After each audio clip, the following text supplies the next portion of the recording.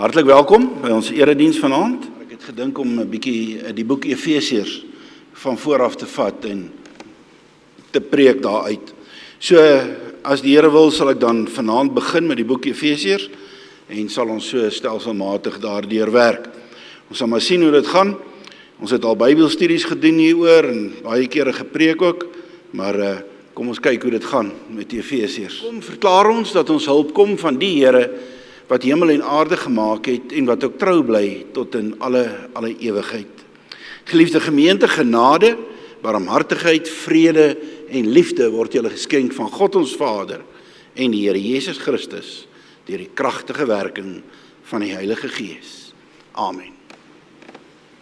Kom ons sit net so dan, bid ons saam. Ons Vader in die hemel, ons sê vir U dankie dat ons hierdie geleentheid het om rustig te word van die wêreld daar buite. En dis maar 'n deurmekaar wêreld. En op hierdie oomblik is daar 'n klomp onsekerhede op verskillende vlakke vir ons, in ons eie land, in die wêreld, selfs in ons kerk. Mense kan partykeer maklik bang word vir wat die toekoms inhou. Maar ons het nou net gesing van all our fears abandoned.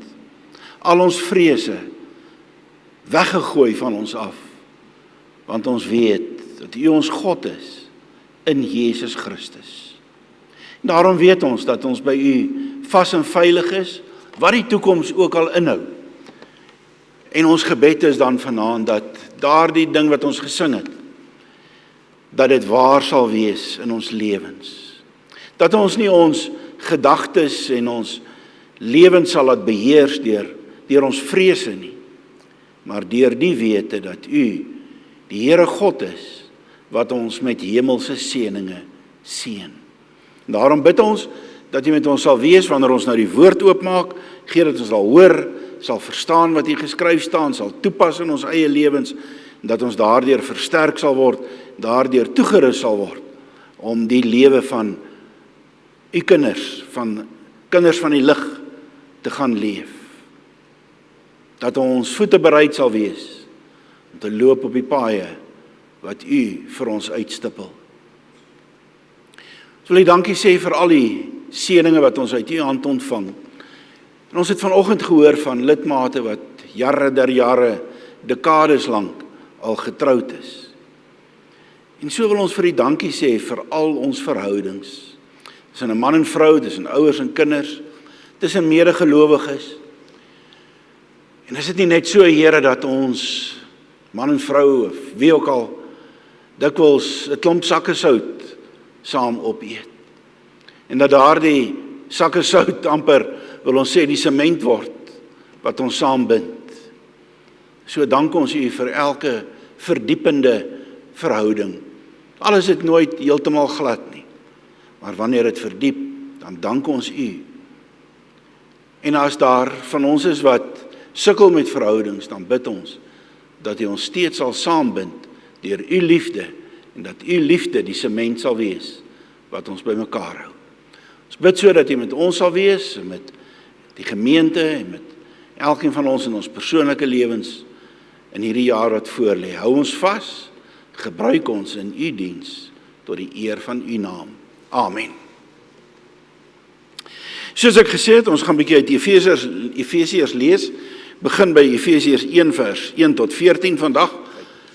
So, Paulus, apostel van Christus Jesus, deur die wil van God, aan die heiliges, en die heiliges beteken hulle wat gelowiges is, wat in Efese is, die gelowiges in Christus Jesus. Genade vir julle en vrede van God, ons Vader, en die Here Jesus Christus. En dan begin hierdie lang sin nou. Lofwaardig is die God, dis in Afrikaans nie so vertaal nie, maar lofwaardig is die God en Vader van ons Here Jesus Christus.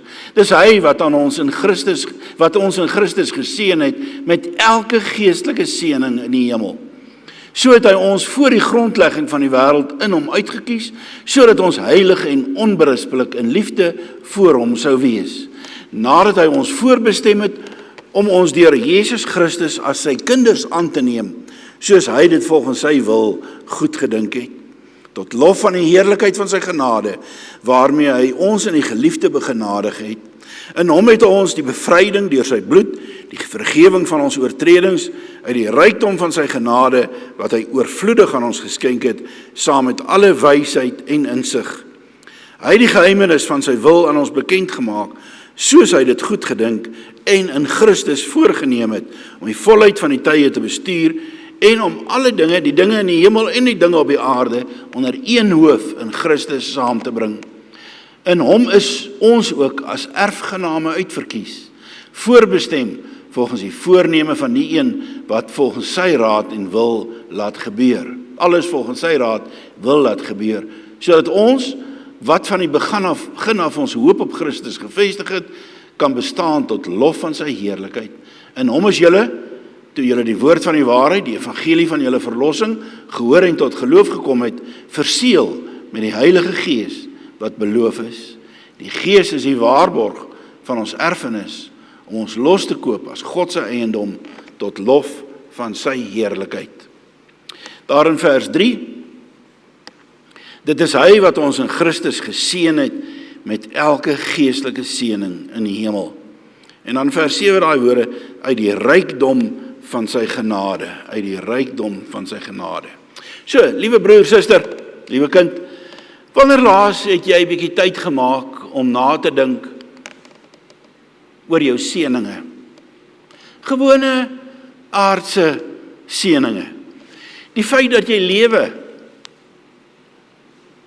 elke asemteug wat jy gee, is 'n gawe van God af. Die gesondheid wat jy het. Die gesond word na 'n siekte. Mense sê vir my, selfs 'n verkoue kan jou doodmaak as jou liggaam dit nie teenwerk nie. Nie medisyne nie help nie. Jou kinders, jou kleinkinders, om die son en die wind en die reën te kan ervaar, die seisoene wat verander. Die feit dat jy 'n huis het om heen te gaan, 'n bed om in te slaap, 'n huis waar jy kan bly, met 'n dak oor jou kop, is 'n kar waarmee jy kan ry. Die feit dat jy inkomste het, jy te werk of 'n pensioen of wat ook al. Die feit dat jy kan lees en kan hoor, jou sintuie. Wanneer laas het jy bietjie gaan dink oor hierdie aardse seëninge wat ons elke dag ontvang? Is eers as dit van jou begin weggeneem word, dat jy baie keer dit begin mis. Ja, en ek weet, sommige van ons het meer en beter as ander, maar nog steeds, al is jy bankrot, kan jy nog iets doen. Al lê op jou sterfbed, kan jy nog oomblikke deel met jou geliefdes. En al is jy hoe depressief, daar is steeds iemand of iets wat 'n glimlag op jou gesig kan plaas. Ja, party meer, party minder. Elkeen van ons leef met 'n seëning of seëninge wat die Here oor ons uitstort. Al is dit dan ook hoe klein in vergelyking met ander mense se seëninge. Dit is God in sy algemene genade wat hierdie dinge vir ons laat toeval. Hy gee sulke dinge selfs aan ongelowiges, sê Matteus 5 vers 45. Die vraag wat ons vra is, onthou jy om dankie te sê vir hierdie dinge? In jou gebede? Here, help my met dit, help my met dat, geef my dit, ons het dit nodig, Here, sorg asseblief dit. Maar mag ons net baie keer sê, dankie Here, vir 'n mond wat kan proe, vir oë wat kan sien, vir ore wat kan hoor, lippe wat kan praat. Maar geliefdes, as ons net gelewe het vir hierdie aardse genietinge, dan was die lewe werklik waar nie eintlik jy is die moeite werd nie, want dan sou ons maar van dag tot dag geleef het en sou ons gesê het vir onsself, ag tog, laat ons eet en drink en vrolik wees en môre sterf ons tog, en as ons sterf, is alles verby vir ewig en daar bly niks oor nie. Dan wat sou die sin van die lewe gewees? Hoekom sal 'n mens opstaan? Hoekom sal jy aangaan? Maar geliefdes, ons as gelowiges weet dat dit wat met die menslike oog nie gesien kan word nie die enigste realiteit van ons bestaan is nie. Dit wat met die menslike oog gesien word, nie die enigste realiteit, die enigste waarheid is wat daar is nie. Eintlik is dit vir my nogal 'n bietjie hartseer. Ons het hierdie aardse seëninge en dan is daar 'n ander realiteit En mense maak flieks oor aliens, oor parallelle universes, oor matrix tipe lewens of wêrelde. Hulle praat oor allerlei UFO's en allerhande aliens en bonatuurlike verskynsels.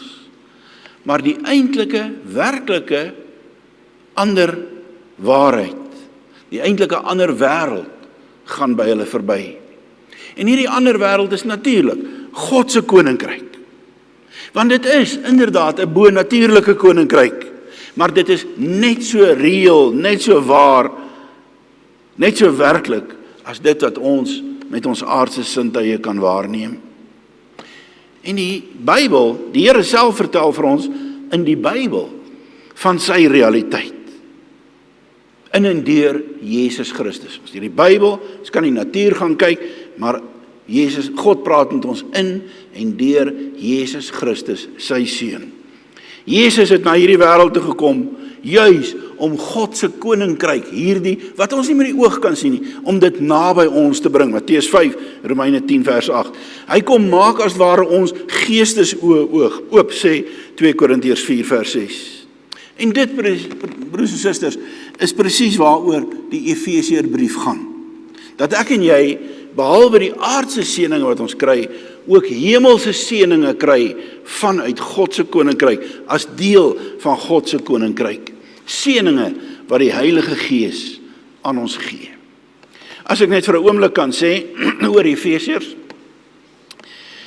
Die Efesiërs 1 tot 3 is eintlik afwisselend lofliedere op hierdie seëninge wat gelowiges ontvang, en dan word dit afgewissel met gebede wat die Here loof vir hierdie seëninge wat hy gee. So dit wissel so af, die een en die ander.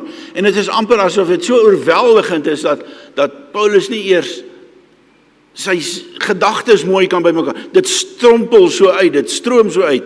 Here, dankie vir die gawes en ons loof U daarvoor en dankie vir die gawes. Dis af hy so rondspring hy. Dis hoekom daai eerste sin ook so lank is. Dis net woorde van lof en dank en aanbidding.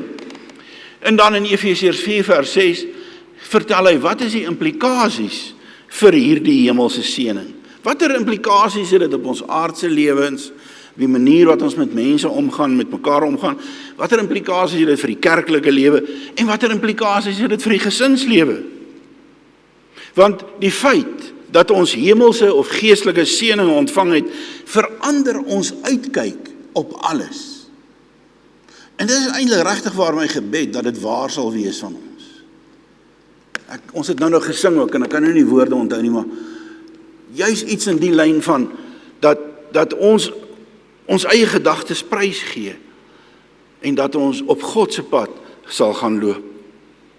So ons oudtydse siening, of ons vorige siening van hierdie wêreld, verander totaal. Ons siening van verhoudings, van mense, ander mense, ons gesinsverhoudings, ons visie op die kerk, alles verander, wanneer ons onder die bewustheid staan van die hemelse seëninge wat God aan ons gee. En aan die laaste gedeelte, hoofstuk 6, sê jy kan in hierdie stryd om die geestelike gawes jou eie te maak, kan jy net bly staan as jy die wapenrusting van God aantrek, want die Satan sal waaragtig waar alles probeer om jou los te maak van hierdie sekerheid van die hemelse seëninge.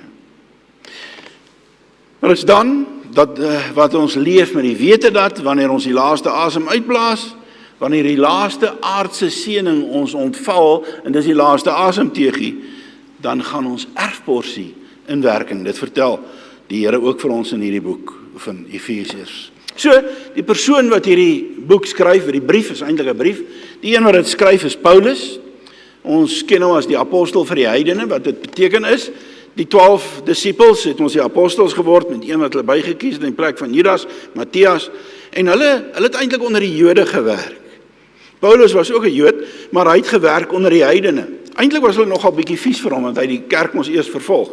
So hy was nie baie welkom onder die Joodse Christene nie.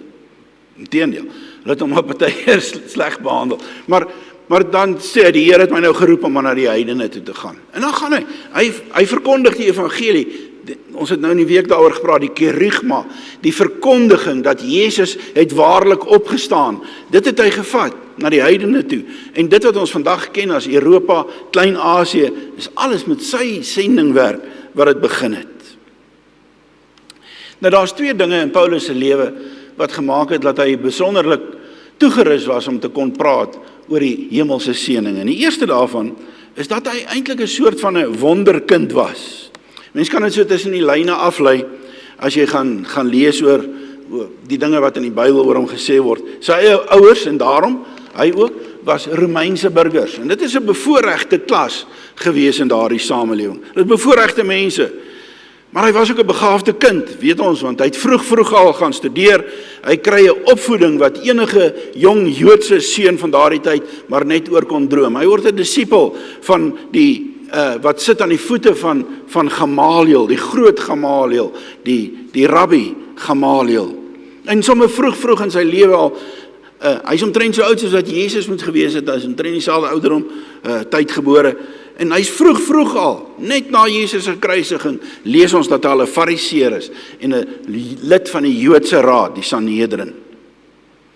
So uit hierdie geweldige eng Joodse fariseïstiese opvoeding gehad, wat elke jong Jood daai tyd oor gedroom het.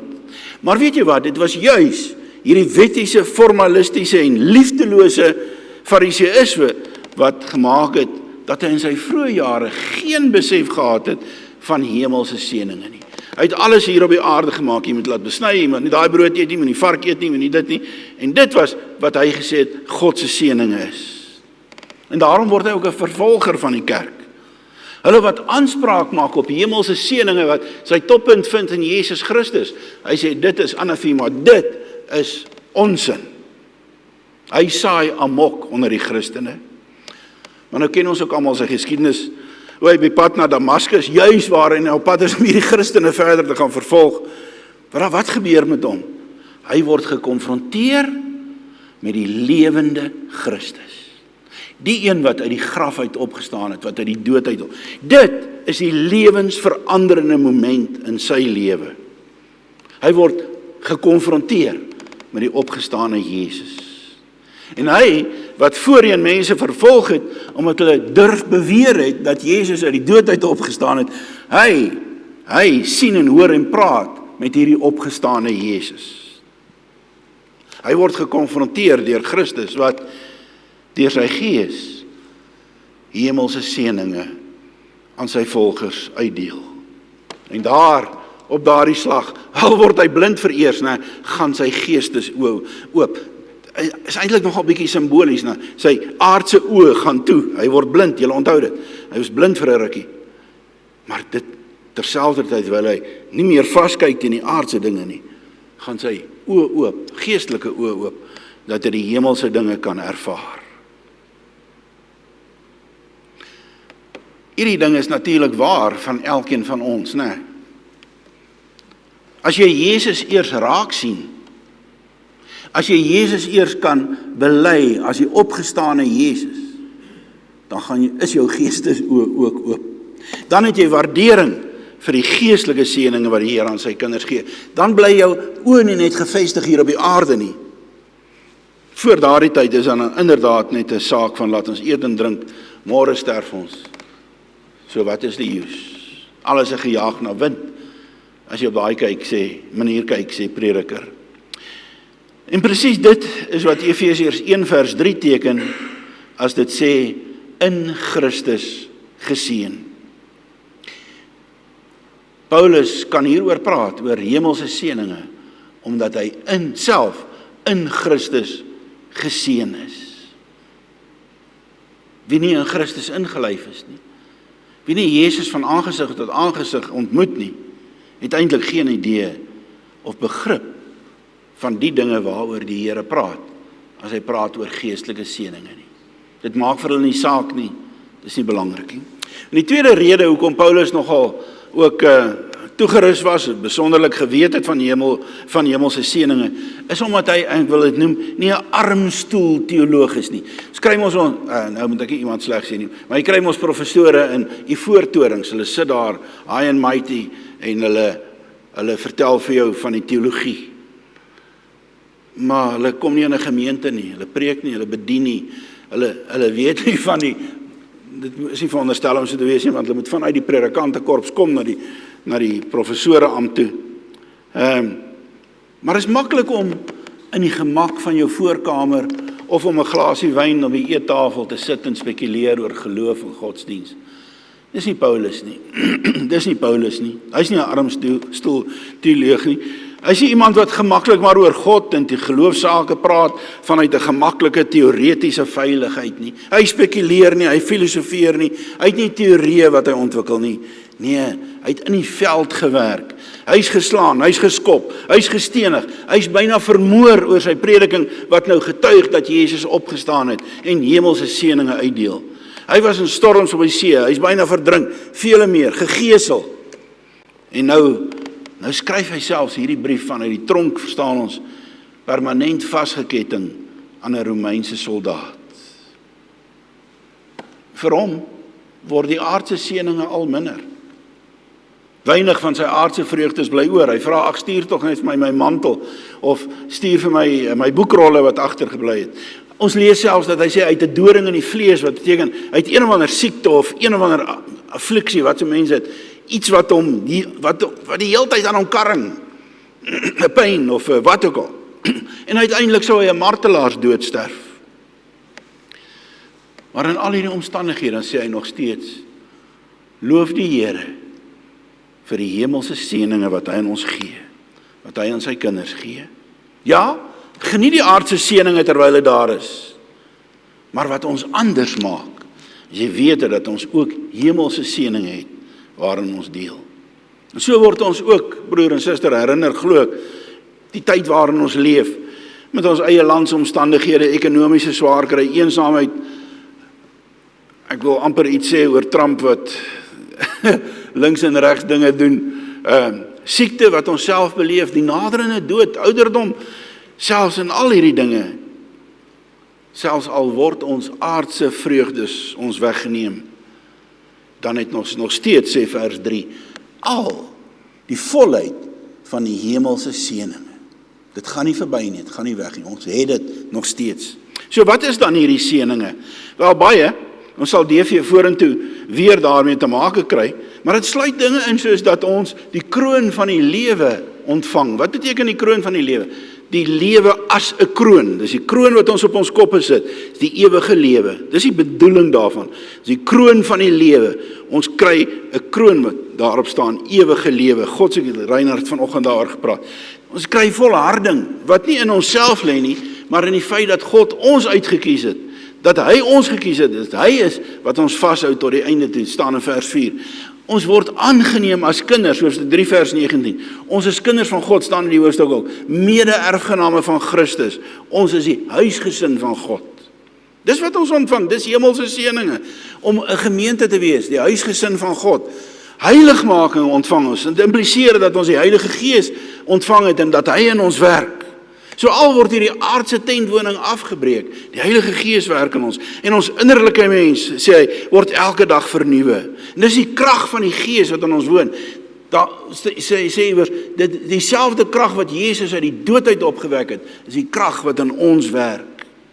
Nog 'n hemelse seëning is die regverdiging. Wat beteken dit? Vryspraak. Dit beteken dat die skuldige onskuldig verklaar word. Ons het geen vrees meer vir God nie, maar ons het vrede, vers 2. Ons lewe onder die genade van die Here, vers 2. Dis die hemelse seëninge, dat ons nie bang is vir God nie. Dat ons weet dat ons met hom versoen is, dat sy liefde vir ons oneindig is. Ja, dit en vele meer is ons deel in Christus.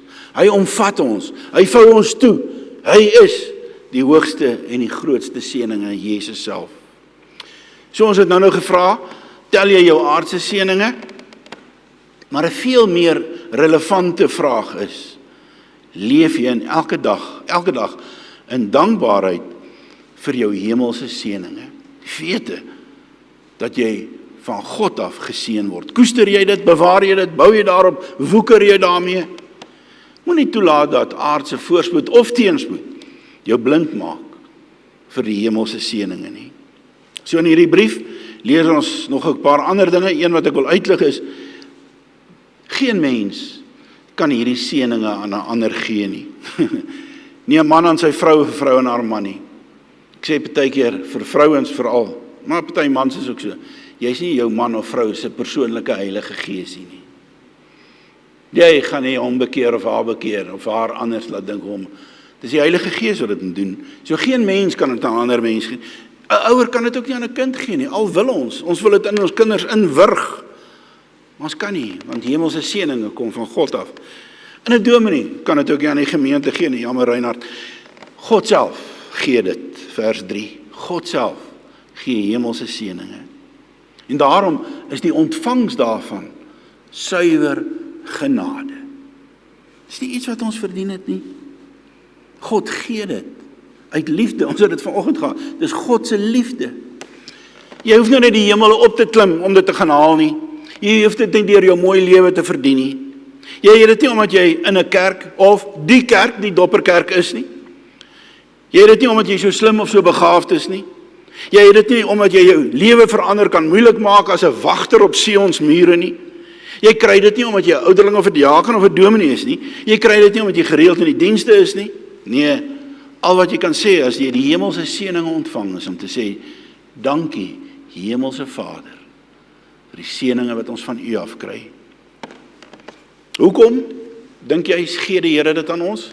Ons het bietjie eintlik vanoggend ook iets daarvan gehad. Dis so, ons is hierdie sondaar mense. Hoekom sal die Here hierdie goed vir ons gee? Hoekom?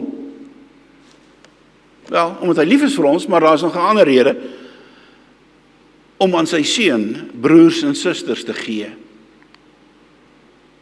Broers en susters te gee, sê Romeine 8 vers 29. Kan jy dit dink? Sy enige gebore seun Jesus, God die Vader wil aan sy seun broers en susters gee. Dis ek en jy. Dis hoekom hy ons uitkies. Dis hoekom hy ons liefhet. Hy sê hier, en daarom sê Jesus, ek noem julle nie meer slawe of ondergeskiktes nie, ek noem julle my vriende, broers en susters in die geloof. Ja, God neem ons aan as kinders.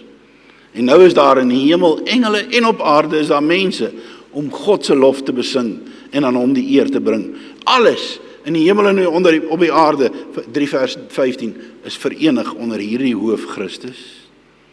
Ja, dit is nie ons wat so belangrik is nie.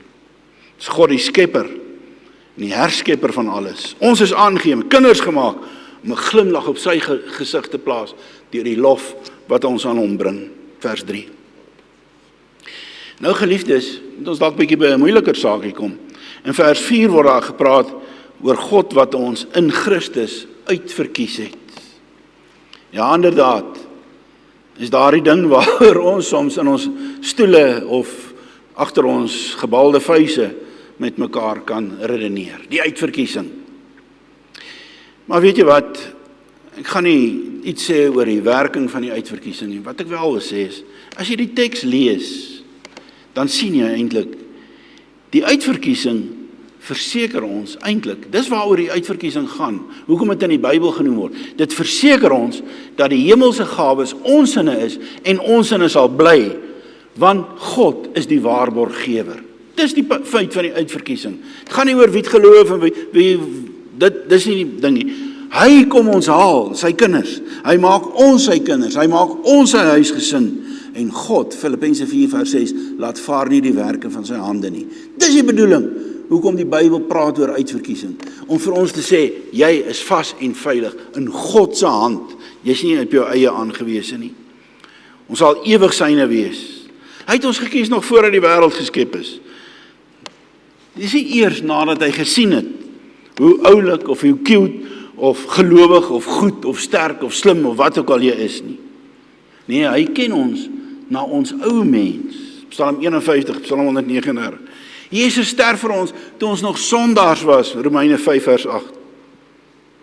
Verstaan jy hoekom jy so veilig by die Here kan voel? Is omdat hy ons eerste lief gehad het. Reinhard, klink of ek jou preek gelees het voor ek dit geskryf het. Hy het ons eerste lief gehad. Hy het ons gekies, vers 4. Hy het ons bestem of voorbeskik, verordineer staan daar, om sy kinders te wees. Dit alles het hy vers 5 gedoen in Christus. Beteken onder andere dat Jesus se offer aan die kruis. So het hy ons gekoop uit die mag van die duisternis, Efesiërs 5 vers 8, en ons gebring na die ryk van die lig. Hy het dit gedoen, het ons gesien, om hom te verheerlik. Vers 6. Daarom moet ons God prys vir sy wonderlike genade, wat hy in die geliefde vrylik aan ons geskenk het. Maar dan sê vers 4 nog 'n ander ding ook by. Hy sê, hy het ons gekies om heilig en onberispelik voor hom te wees. Heilig en onberispelik. Ek gaan nie te lank daaroor praat nie. Heilig afgesonder een kant gesit. Heilig is 'n positiewe ding. Jy's heilig, dis goeders wat jy doen. Waar het ons gesing vandag iewers van my doen en late? Ons het dit vanoggend dink ek gesing. Van my doen en late. Dis die dinge wat jy doen. Maar onberispelik is weer negatief, die dinge wat jy nie doen nie, jou late. So God het ons uitgekies om heilig en onberispelik, ons doene en ons late voor hom te leef, sodat ons hom kan verheerlik. En dit help ons om te verstaan hoe ons God kan prys. Deur sekere dinge wat ons doen en deur ander dinge wat ons nie doen nie. En dit is nie net 'n kwessie van jy mag nie vloek nie, mag nie drink nie, mag nie stout wees nie, maar wel van liefde vir God wat sigbaar word in alles wat ons doen, elke dag van ons lewe, nie net op Sondag nie. En ook van liefde vir ons naaste, deur aan ander mense te doen wat jy in jouself gedoen wil hê. So, geliefdes, ek sluit af. God seën ons. Aardse seëninge, boonbehalwe met hemelse seëninge, boonbehalwe die aardse seëninge wat ons uit sy hand ontvang.